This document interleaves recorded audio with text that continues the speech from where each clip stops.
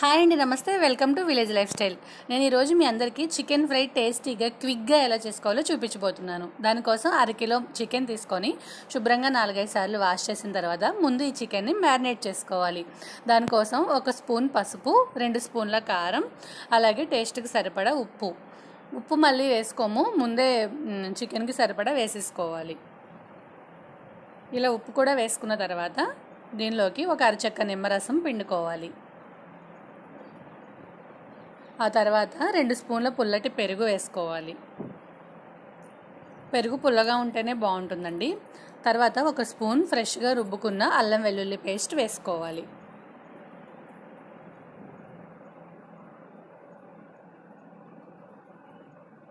ఆ తర్వాత చికెన్ మసాలా మీరు ఇంట్లో ప్రిపేర్ చేసుకున్నదైనా పర్లేదు, బయట కొన్నదైనా పర్వాలేదు, ఇది 1 స్పూన్ వేసుకోవాలి. అలాగే గరం మసాలా కూడా 1 స్పూన్ వేసుకోవాలి.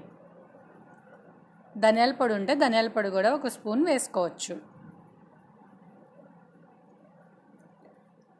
ఇట్లా మొత్తం అన్నీ యాడ్ చేసుకున్న తర్వాత ముక్కకు మొత్తం ఉప్పు కారం అవన్నీ పట్టేలాగా మొత్తం కలుపుకోవాలి.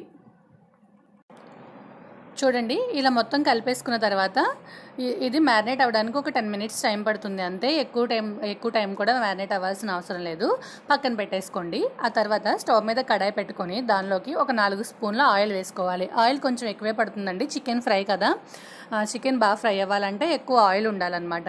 ఆయిల్ బాగా హీట్ అయిన తర్వాత మనం ముందుగా మ్యారినేట్ చేసి పక్కన పెట్టుకున్న చికెన్ మొత్తాన్ని దీనిలోకి యాడ్ చేసుకోవాలి. చికెన్ వేయగానే కలిపేయకూడదండి. ఒక 5 నిమిషాల పాటు అయినా సరే అలా ఉండనిస్తే ఫ్రై అవుతుంది అడుగున. ఆ తర్వాత కలుపుకోవాలి. చూడండి, చికెన్ మొత్తం యాడ్ చేసిన తర్వాత దీనిలో నుంచి వాటర్ ఊరుతూ ఉంటుంది.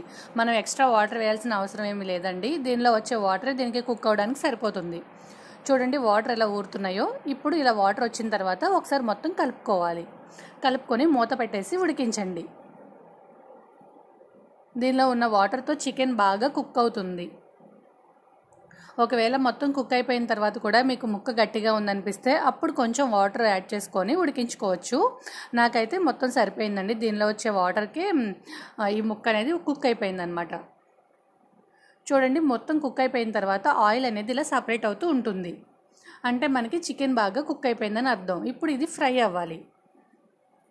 అయితే దీనికోసం నేను ఒక 5-6 పచ్చిమిర్చిని సన్నగా చీల్చి పక్కన పెట్టుకున్నాను. అలాగే ఒక మీడియం సైజు ఉల్లిపాయ చెక్క తీసుకొని సన్నగా తరిగి పక్కన పెట్టుకున్నాను. ఇప్పుడు పచ్చిమిర్చి ఉల్లిపాయలు దీనిలోకి యాడ్ చేసుకోవాలి. ఈ స్టేజ్లో పచ్చిమిర్చి వేయడం వల్ల పచ్చిమిర్చి ఫ్లేవర్ అనేది చికెన్కి బాగా పడుతుంది. స్పైసీగా ఉంటుందన్నమాట మనం తినేటప్పుడు. కారం కొంచెం తక్కువ వేసాం కాబట్టి పచ్చిమిర్చి అనేది ఎక్కువ వేసుకున్నాను. మనకి ఎప్పుడైనా స్పైసీగా కావాలి అంటే పచ్చిమిర్చిని వేసుకోవాలి. కారం కంటే కూడా పచ్చిమిర్చి ఫ్లేవర్ బాగుంటుంది. చూడండి, ఇలా ఉల్లిపాయ పచ్చిమిర్చి వేసిన తర్వాత ఇవి బాగా ఫ్రై అయ్యే వరకు తిప్పుతూ ఉండాలి. మూత పెట్టి ఉడికించాలి.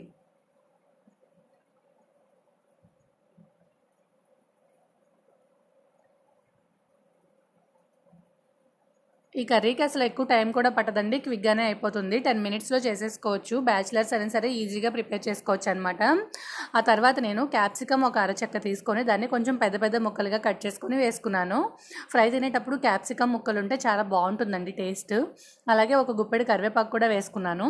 కరివేపాకుని ఈ టైంలో వేయడం వల్ల కరివేపాకు ఫ్లేవర్ అనేది చికెన్కి బాగా పట్టి ఫ్రై అయ్యి మనకి తినేటప్పుడు చాలా బాగుంటుంది. ఆరోమా కూడా చాలా బాగుంటుంది అనమాట చికెన్ది. చూడండి, ఇవి కూడా వేసిన తర్వాత బాగా ఫ్రై చేయాలి కాసేపు. ఒక 5 మినిట్స్ కుక్ అయిన తర్వాత మొత్తం ఇలా ఆయిల్ సపరేట్ అవుతూ ఉంటుంది.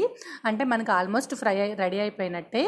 ఇంకా ఒకవేళ ముక్కకి ఏమన్నా పచ్చిగా ఉంది అంటే ఒక 2 మినిట్స్ పాటు ఇంకా ఫ్రై చేసుకోండి. మీడియం ఫ్లేమ్లో పెట్టి కలుపుతూ ఉండాలండి. ఇంక ఇలా ఫ్రై అయిపోయిన తర్వాత లాస్ట్లో 1 స్పూన్ నిమ్మరసం అయితే యాడ్ చేసుకోవాలి. నిమ్మరసంతో పాటుగా కొత్తిమీర కూడా వేసుకొని ఒకసారి మొత్తం కలుపుకోండి.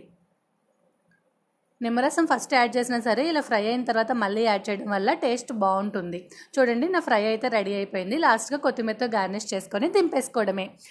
అంతేనండి, ఎంతో టేస్టీగా చికెన్ ఫ్రై అయితే రెడీ అయిపోయింది. మీరు కూడా ట్రై చేసి మీకు ఎలా వచ్చిందో కామెంట్ చేయండి. అలాగే వీడియో నచ్చితే లైక్ చేసి ఛానల్ సబ్స్క్రైబ్ చేయడం మాత్రం మర్చిపోవద్దు.